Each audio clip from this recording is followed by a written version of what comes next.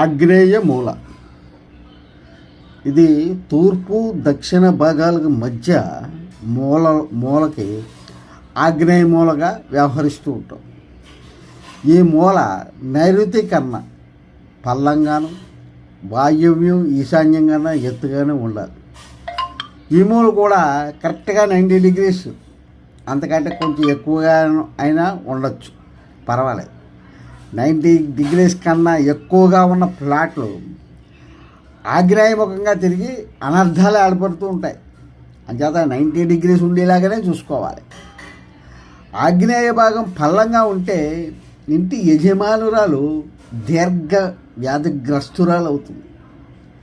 ఇంట్లో అశాంతి చోటు చేసుకుంటుంది.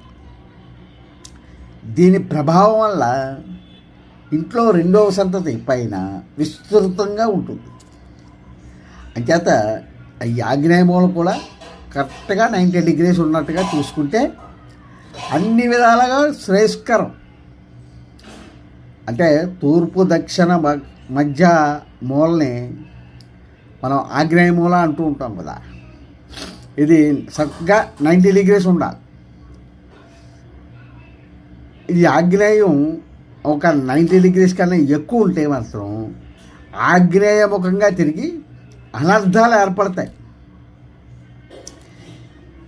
ఆగ్నేయం అనర్థాలు అంటే ఇంటి యజమానురాల్ని దీర్ఘకాలం వ్యాధిగ్రస్తురాలని చేస్తుంది.